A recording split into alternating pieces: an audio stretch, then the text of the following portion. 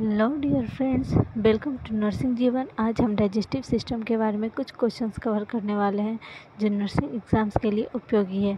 तो चलिए स्टार्ट करते हैं। क्वेश्चन नंबर फर्स्ट, पाचन तंत्र में कौन से पाचन अंग की आकृति अंग्रेजी के जे जैसी होती है?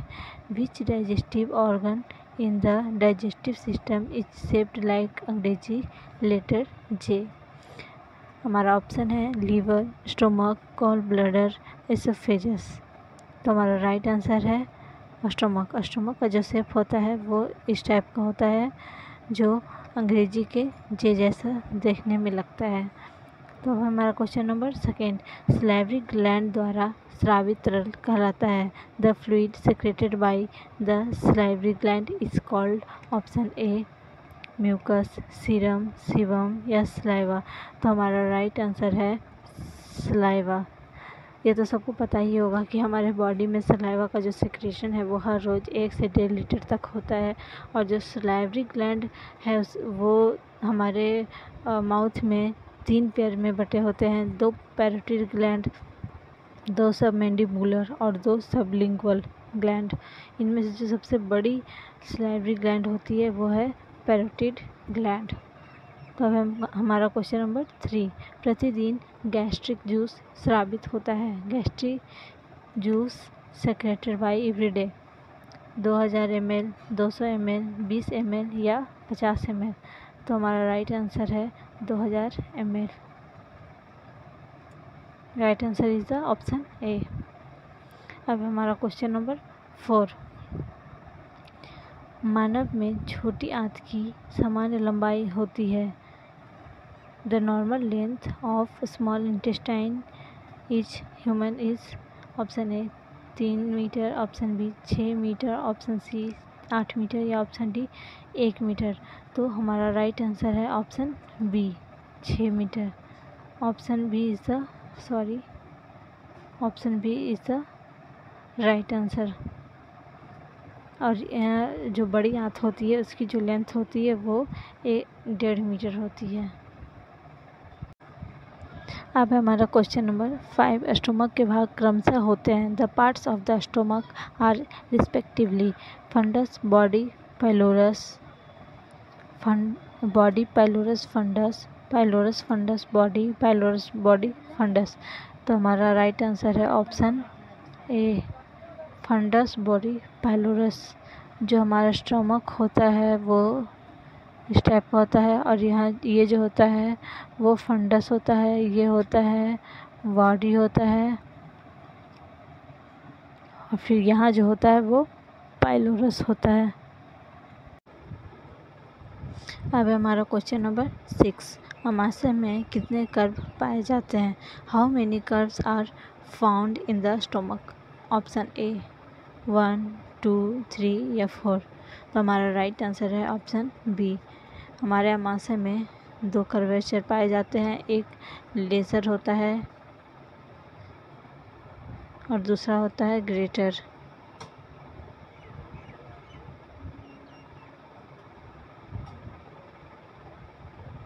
अब हमारा next question, stomach abdominal cavity के कौन से भाग में उपस्थित होता है? Stomach is present in which part of the abdominal cavity? Umbilical region में होता है, एपिगैस्ट्रिक रीजन में होता है, लेफ्ट हाइपोकॉन्ड्रिक रीजन में या फिर बी और सी दोनों में। तो जो राइट आंसर है वो है हमारा बी एंड सी।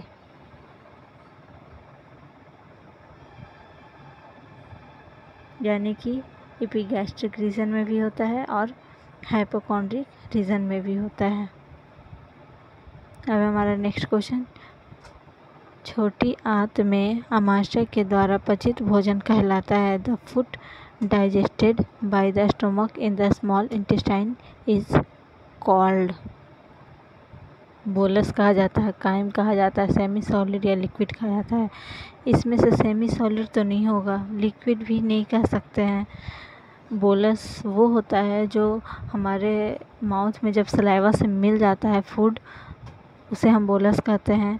तो हमारा राइट आंसर है काइम। जब इंटेस्टाइन द्वारा भोजन को पचाया जाता है उसको हम काइम कहते हैं। तो अब हमारा नेक्स्ट क्वेश्चन, बैलेट पेपिलाई के द्वारा कौन से स्वाद का अनुभव होता है? Which taste is experienced through vallate papillae? तो हमारा राइट आंसर है ऑप्शन डी, कड़वा।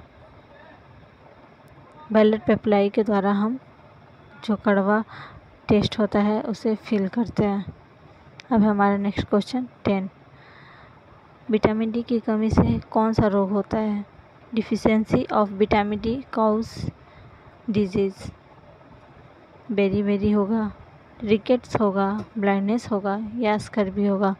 तो हमारा राइट आंसर है रिकेट्स। विटामिन डी की कमी से रिकेट्स होगा। ये जो बेरी है वो विटामिन B1 की कमी से होता है, ये B1 की कमी से होता है, सॉरी, ये B1 की कमी से होगा, ये विटामिन डी की कमी से होगा, ये विटामिन ए की कमी से होगा, और जो स्कर्वी है वो हमारा विटामिन सी की कमी से होता है। अब हमारा नेक्स्ट क्वेश्चन 11, फैट का अब्सॉर्प्शन कहाँ पर होता है? Where does absorption of fat take place? छोटी आंत में, स्टमक में, बड़ी आंत में या फिर लिवर में? तो जो हमारा फैट का डाइजेशन है वो छोटी आंत में होता है। Option A is the right answer. और जो स्टमक में होता है, स्टमक में हमारा प्रोटीन का डाइजेशन होता है। स्मॉल इंटेस्टाइन में तो यहाँ बताया गया है कि फैट का डाइजेशन होता है, अब्जॉर्प्शन होता है, सॉरी। अब हमारा नेक्स्ट क्वेश्चन, एंजाइम द्वारा भोजन का कौन सा पाचन होता है? एंजाइम द्वारा भोजन का कौन सा पाचन होता है?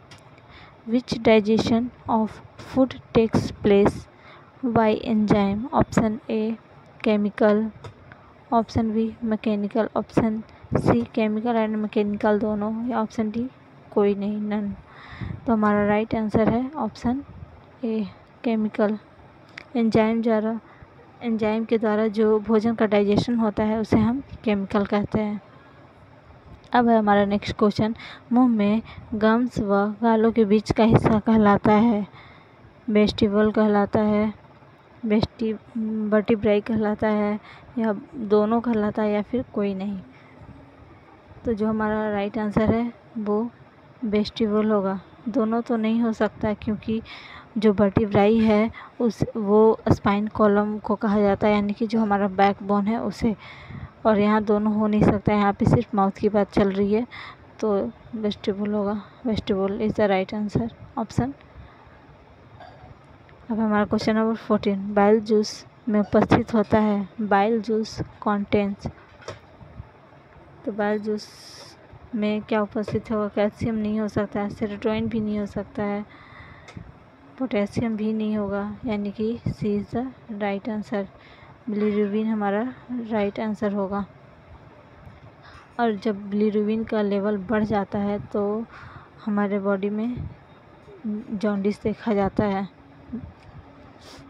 अब हमारा क्वेश्चन नंबर 15, पैनक्रियाज का वेट होता है? The weight of pancreas is 60 ग्राम, 100 ग्राम, 90 ग्राम या 150 ग्राम? तो हमारा राइट आंसर है 60 ग्राम। जो पैनक्रियाज का जो वेट होता है वो 60 ग्राम होता है। Option A is the right answer. अब है हमारा क्वेश्चन नंबर 16, बड़ी आंत की लंबाई होती है? The length of the large intestine is 6 metre, 3 metre, 1.5 metre या 0.5 मीटर? तो जैसा कि हमने स्टार्टिंग में ही बताया था कि इसका जो लेंथ है वो 1.5 मीटर होता है, यानी कि option number C is the right answer. तो आज का वीडियो यहीं तक, मिलते हैं नेक्स्ट वीडियो में। आई होप आप लोग को क्वेश्चन समझ में आ गए होंगे। तो जुड़े रहिए हमारे चैनल नर्सिंग जीवन से, और अगर हमारा वीडियो पसंद आया हो तो लाइक, शेयर एंड सब्सक्राइब कीजिए। Thank you.